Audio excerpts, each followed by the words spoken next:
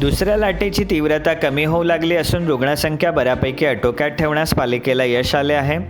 परंतु तिसऱ्या लाटेची शक्यता वर्तवली जात असून त्यासाठी महापालिका तयारीला लागली असल्याचेही सांगण्यात येत आहे. तिसरी लाट येण्याआधी 45 वर्ष वयापेक्षा अधिक लोकांचे संपूर्ण लसीकरण करण्याचे उद्दिष्ट पालिकेने ठेवले आहे. परंतु लस घेण्यासाठी नागरिकांनी गर्दी करू नये म्हणून 100 लसीकरण केंद्र सुरू करण्याचीही तयारी पालिकेने दर्शवली आहे. तर तिसऱ्या लाटेची तीव्रता कमी करण्यासाठी सर्वांचे लसीकरण होणे आवश्यक असल्याचे सांगण्यात येत आहे. रहिवासी सोसायट्यांमध्ये लवकरच लसीकरणाची सोय करणार असल्याचे पालिका आयुक्त अभिजित बांगर यांनी सांगितले. तर शहरातील जास्तीत जास्त लोकांना 31 जुलैपर्यंत पहिला आणि दुसरा डोस देण्याचे पालिकेचे लक्ष्य आहे. डोस उपलब्ध झाल्यास जास्तीत जास्त लसीकरण केंद्र सुरू करून 1 महिन्यात 3 लाख लोकांना डोस देता येईल.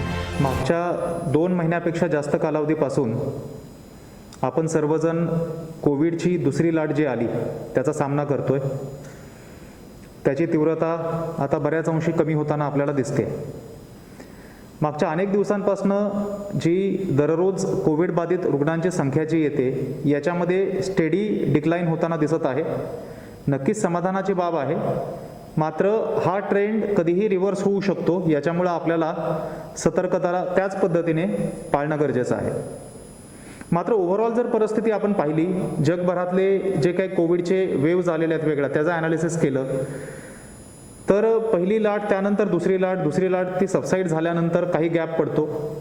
परंतु इनव्हेरिएबली असा एक्सपिरियन्स जगभरामध्ये दिसतोय की दुसऱ्या लाटेच्या नंतर काही कालावधी गेल्यानंतर तिसरी लाट येते आणि ही वस्तुस्थिती आपल्या बाबतीत सुद्धा खरी होण्याची शक्यता आहे.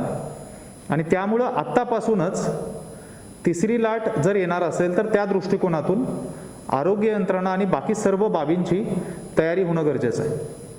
त्यामुळे एका बाजूला आपण दुसऱ्या लाटेतून पूर्णतः बाहेर पडलेलो जरी नसलो तरी केसेसची कमी झालेली संख्या, त्यामुळे केस लोड बऱ्याच प्रमाणात कमी झाली आहे ही वस्तुस्थिती लक्षात घेता महानगरपालिकेने आत्तापासूनच तिसऱ्या लाटेची तयारी सुरू केलेली आहे. तिसऱ्या लाटेची जेव्हा आपण तयारी करतो त्यावेळी bed upgradation, equipment availability, manpower planning ह्या सर्व बाबी महत्त्वाच्या आहेत. त्याच्यामध्ये तो पिडॅट्रिक अँगल आहे, त्याची सुद्धा आपल्याला दक्षता घेणं गरजेचं आहे. या सर्व बाबींची तयारी आपण करतोय. मात्र सर्वात महत्त्वाची बाब आहे, जर तिसरी लाट येणार असेल तर त्याची तीव्रता आपल्याला जर कमी करायची असेल तर अजूनही आपण त्या दृष्टिकोनातून नियोजन करू शकतो, ते वॅक्सिनेशनच्या माध्यमातून. वॅक्सिनेशनचा ड्राईव्ह जरी आपल्याकडे 16 जानेवारीला सुरू झाला तरी खऱ्या अर्थाने मार्च महिन्यामध्ये त्याला गती आली आणि मोठ्या प्रमाणावरती आपण वॅक्सिनेशन जेवढं शक्य तेवढं जलद गतीने करण्याचा प्रयत्न केला. त्या साधारणतः एक्सपिरियन्स मागच्या 2 महिन्याचा आपण पाहिला आणि वॅक्सिनची उपलब्धता कमी जास्त होते याचा अनुभव पाहिला. याच्या आधारावरती आपल्याला पुढचं नियोजन करणं गरजेचं आहे आणि त्या माध्यमातून तिसऱ्या लाटेची तीव्रता कमी राहावी यासाठी आपल्याला जास्तीत जास्त लोकसंख्येला लवकरात लवकर वॅक्सिनेशन पूर्ण करून घेणं गरजेचं आहे. वॅक्सिनेशनच्या बाबतीमध्ये आपली प्रायोरिटी ही 45+ पॉप्युलेशनची आहे. 18 ते 44 जरी मागच्या काही दिवसांपासून शासनाने सुरू केला होता तरी सुद्धा व्हल्नरॅबिलिटी जी आहे ती 50+ पॉप्युलेशनची कोविडच्या बाबतीमध्ये आहे आणि त्यामुळे 45+ पॉप्युलेशन जी आहे त्यांचं वॅक्सिनेशन लवकरात लवकर पूर्ण व्हावं या दृष्टिकोनातून आपण प्रयत्न करतो.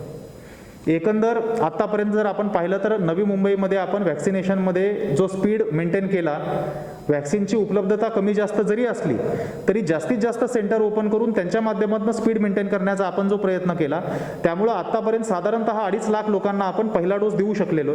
लोकसंख्येच्या प्रमाणात नक्कीच हे इतर अनेक कंपॅरेबल कॉर्पोरेशन किंवा जिल्ह्यांमध्ये अत्यंत समाधानकारक पद्धतीने आपण आत्तापर्यंत जास्तीत जास्त लोकांना वॅक्सिनेट करण्याचा प्रयत्न केलेला आहे. 45 पेक्षा जास्त वयोगटातील जे लोक आहेत यांना वॅक्सिन अधिकाधिक लवकर मिळावं यासाठी आपण अनेक प्रकारे प्रयत्न करतोय. सर्वात महत्त्वाची बाब आहे की वॅक्सिन सेंटरला गर्दी होऊ नये याच्यासाठी जास्तीत जास्त वॅक्सिनेशनचे सेंटर अवेलेबल असणं गरजेचं आहे. यासाठी आपण सुरुवात केली त्यावेळी साधारणतः 50 आपले वॅक्सिनेशनचे सेंटर होते. त्याच्यामध्ये आपण जवळपास नवीन 50 वृद्धी करून अतिरिक्त 50 सेंटरचं नियोजन केलेलं आहे आणि एकूण आपले सेंटर हे महानगरपालिकेचे ॲडिशनल 50 जर सेंटर पकडले तर 100पर्यंत आपले सेंटर जाऊ शकतील, एवढं आपलं आता नियोजन आहे. आणि त्याच्या माध्यमातून पहिल्या डोसचं नियोजन वॅक्सिनेशनचं आपण 45+ पॉप्युलेशन जे आहे यांचं केलं. वॅक्सिनेशन सेंटरला ज्या सुविधा दिल्या जातात त्या सुविधांमध्ये, कारण 45+ म्हटल्यानंतर बरेचसे लोक 50च्या वरचे किंवा ज्येष्ठ लोक असतात, किती नाही म्हणलं तरी सकाळच्या वेळी फर्स्ट आवरला गर्दी त्या ठिकाणी होते. त्या ठिकाणी त्यांना सुविधा म्हणजे बसण्याची व्यवस्था असावी, उन्हाळा आहे त्यामुळं त्या ठिकाणी शेडची व्यवस्था असावी, पिण्याचं पाणी, पंखा, कूलर या पद्धतीने आपण व्यवस्था उपलब्ध करून देण्याचा प्रयत्न करतोय. येणारा पावसाळ्याचा कालावधी बघितला, कारण वॅक्सिनेशनचा हा ड्राईव्ह पूर्ण पावसाळ्यामध्ये चालूच राहणार आहे, तर पावसाळ्याच्या दरम्यान सुद्धा त्या ठिकाणी शेडची व्यवस्था जी पावसाळ्यामध्ये टिकू शकेल अशा पद्धतीची असावी. अशी कार्यवाही आतापासून आम्ही सर्व आमच्या वॅक्सिन सेंटरवरती करण्याचा प्रयत्न सुरू केलेला आहे. 2 ड्राईव्ह इन सेंटर आपण सुरू केले होते. त्या ड्राईव्ह इन सेंटरला सुद्धा फार चांगला रिस्पॉन्स लोकांचा मिळाला. अशा पद्धतीने आपण नाविन्यपूर्ण इव्हन सोसायटीमध्ये जाऊन वॅक्सिनेशन सुरू करण्याची बाब सुद्धा विचाराधीन आहे आणि लवकरच ती बाब सुद्धा आपण सोसायटीमध्ये जाऊन वॅक्सिन लोकांना उपलब्ध करून देणं, दिव्यांग लोकांसाठी स्वतंत्र सेंटर किंवा बेड रिडन पेशंटसाठी सुद्धा आपल्याला कशा पद्धतीने मार्ग काढता येईल याचा सुद्धा महानगरपालिकेच्या विचाराधीन आहे आणि ते पण आपण लवकरच सुरू करतोय.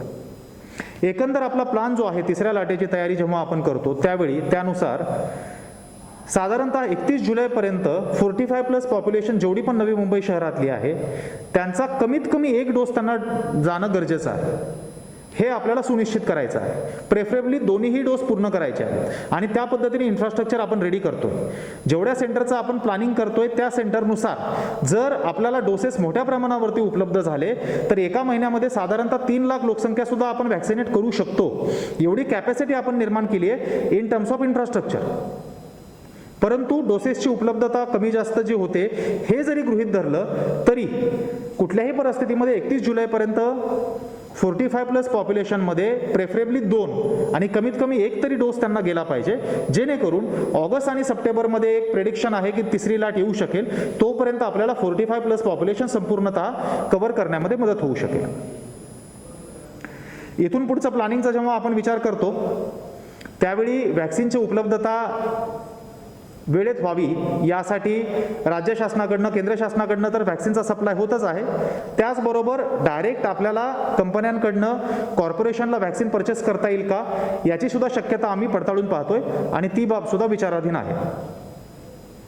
सध्या सेकंड डोससाठी जे एलिजिबल असणारे नागरिक आहेत त्यांच्या बाबतीमध्ये फार मोठ्या प्रमाणावरती नागरिकांच्या मनामध्ये संभ्रम आहे आणि खरं म्हणायचं तर एन्झायटी आहे की माझा पहिला डोस घेऊन कोवॅक्सिनचा 4 ते 6 आठवड्याचा कालावधी संपत आला किंवा कोविशिल्डचा 6 ते 8 आठवड्याचा कालावधी संपत आला आणि मग आता वॅक्सिन उपलब्ध होईल किंवा नाही. नेमकं माझा नंबर येईल त्यावेळी वॅक्सिन संपलं तर काय करायचं आणि त्यामुळे मग सेंटरला गर्दी करणं किंवा काही लोक इव्हन कालावधीचा विचार न करता आधीच येऊन वॅक्सिन द्या असं म्हणणं, असे प्रकार होताना दिसत आहेत. मी सर्व नागरिकांना आवाहन करतो की सेकंड डोसच्या बाबतीमध्ये महानगरपालिका पूर्णतः सतर्क आहे आणि आमच्याकडे जो पण वॅक्सिनचा साठा उपलब्ध होतो त्याच्यामध्ये सगळ्यात पहिली प्रायोरिटी म्हणजे आज रोजी जेवढे लोक सेकंड डोससाठी एलिजिबल आहेत त्यांच्यासाठीचा साठा सुनिश्चित करणं आणि त्याच्यानंतरच पहिला डोस सुरू करणं. त्यामुळं दुसऱ्या डोससाठी एलिजिबल असणारे जे नागरिक असतील त्यांनी कुठलीही एन्झायटी मनामध्ये ठेवण्याची आवश्यकता नाही. वॅक्सिनचा जो पण सप्लाय येतोय त्या सप्लायमध्ये सगळ्यात पहिली प्रायोरिटी आपण सेकंड डोसला देतोय आणि सर्वात प्राधान्याने कोवॅक्सिन असो किंवा कोविशिल्ड असो हे दोन्ही डोस सर्वप्रथम प्राधान्याने नवी मुंबई शहरातील जे रहिवासी आहेत त्यांना आपण आपल्या सगळ्या सेंटरला उपलब्ध करून देणार. त्यामुळं कुठलीही एन्झायटी कोणी मनामध्ये ठेवू नये.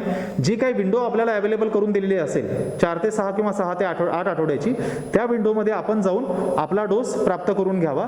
त्याच्यामध्ये कुठलीही अडचण येणार नाही.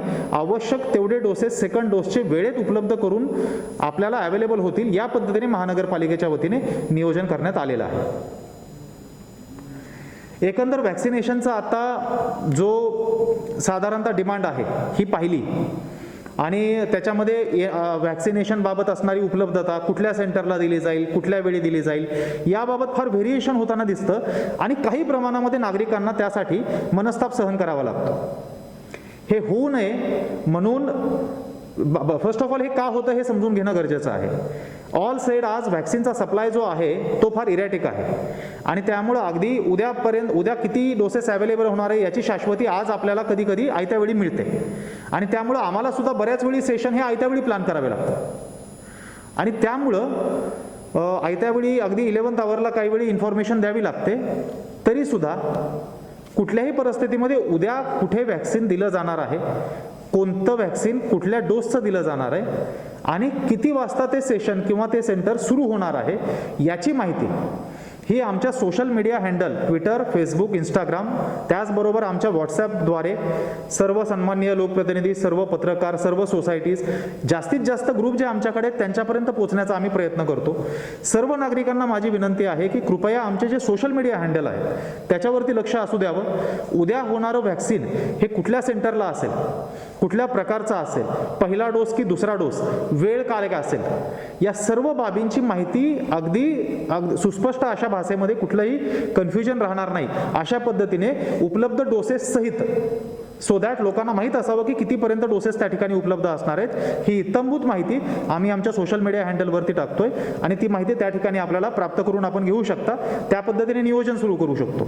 टोकन सिस्टमचा पण मी या ठिकाणी उल्लेख करेल की सर्व सेंटरवरती आपण टोकन सिस्टमच्या आधारे सो दॅट कुणी लाईन जी आहे ती जम्प करून पुढे जाण्याचा प्रयत्न करते वगैरे हे होऊ नये. कुठलाही गैरप्रकार व्हॅक्सिनेशनच्या सेंटरला होऊ नये याच्यासाठी आम्ही सतर्क आहोत. अगदी दररोज त्याचा आढावा घेतला जातो, दिवसभराचा एक्सपिरियन्स काय आहे त्याचा फीडबॅक घेतला जातो आणि जर स्ट्रॅटेजी मॉडिफाय करायची गरज पडली तर त्या पद्धतीने मॉडिफाय केली जाते. एकंदर व्हॅक्सिनेशन ही एक फार महत्त्वाची स्ट्रॅटेजी आहे तिसऱ्या लाटेच्या पूर्वतयारीसाठी आणि त्या बाजूने संपूर्ण तयारी पहिल्या डोसची आणि दुसऱ्या डोसची महानगरपालिकेच्या वतीने केली जाते. आता साधारणतः व्हॅक्सिनेशनला रिस्पॉन्स फार चांगला मिळतोय हे दिसतंय. मात्र तरीसुद्धा काही अफवा अशा पसरल्या जातात की हे व्हॅक्सिन चांगलं आहे किंवा दुसरं चांगलं आहे. एखाद्या व्यक्तीने त्याच्या काही फिजिओलॉजिकल पॅरामीटरनुसार किंवा काही त्याचे क्लिनिकल स्टेटस आहे ह्याच्यानुसार हे व्हॅक्सिन घ्यावं किंवा तो व्हॅक्सिन घ्यावं, ह्या अशा कुठल्याही अफवाला कृपया बळी पडू नका. जे व्हॅक्सिन अवेलेबल असेल, जे ॲट द अर्लिएस्ट आपल्याला मिळू शकेल एलिजिबिलिटीच्या क्रायटेरियानुसार ते प्राप्त करून घेणं गरजेचं आहे. कारण आज रोजी व्हॅक्सिन ही एकमेव स्ट्रॅटेजी आहे ज्यातून आपण पुढच्या लाटेची तीव्रता कमी करण्यासाठी तयारी करू शकतो. मी पुन्हा एकदा सर्व नागरिकांना आवाहन करतो, व्हॅक्सिनेशनचा ड्राईव्ह एकदम प्रोफेशनल पद्धतीने आणि पूर्ण पारदर्शक पद्धतीने चालू राहील यासाठी आम्ही प्रयत्न करतोय. सर्व इन्फॉर्मेशन लोकांच्या समोर वेळेत पोहोचेल याची आम्ही दक्षता घेतोय. नागरिकांनी यामध्ये संयम पाळावा. आपला नंबर जेव्हा येईल त्याच वेळी घ्यावं, मात्र त्यावेळी टाळू नये. विनाविलंब जाऊन जे पण व्हॅक्सिन अवेलेबल असेल ते उपलब्ध करून घ्यावं. आपलं आणि आपल्या कुटुंबाचं आरोग्य सुरक्षित राहील याच्यासाठी ही बाब फार महत्त्वाची. Bureau report APMC news.